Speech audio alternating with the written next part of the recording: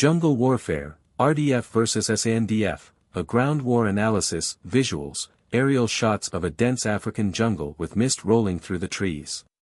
The sound of distant gunfire and birds cawing in the background.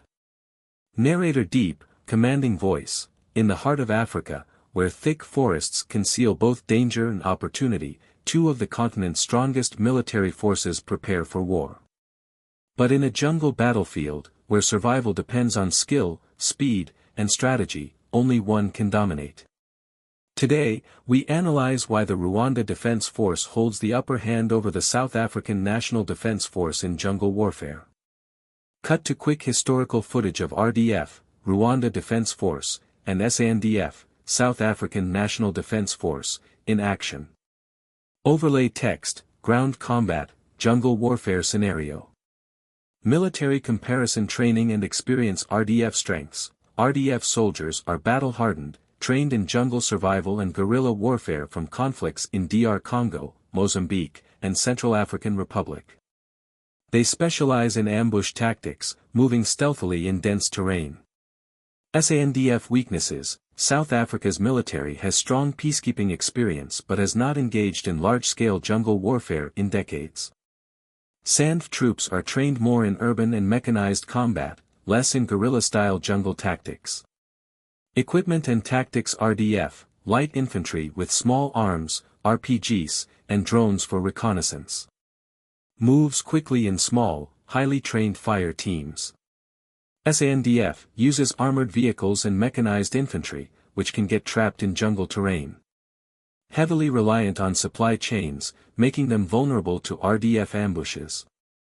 Morale and readiness. RDF, high motivation, elite discipline, experienced leaders. SANDF, struggles with budget cuts, corruption, and morale issues.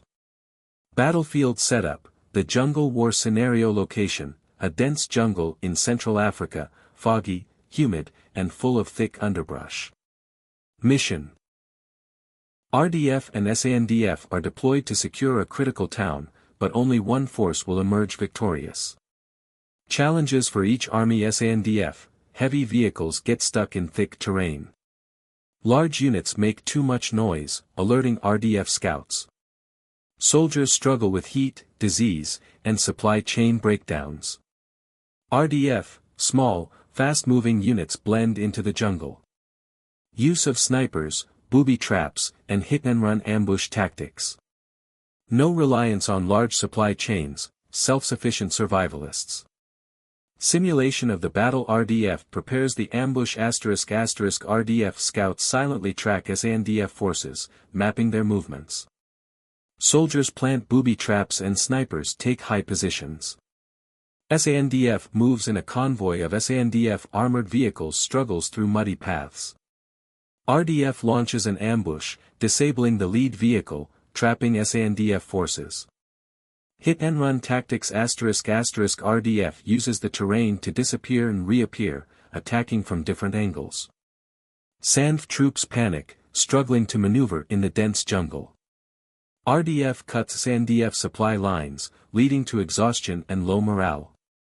RDF closes in. RDF forces encircle SANDF units, preventing retreat. SANDF suffers heavy losses and is forced to withdraw.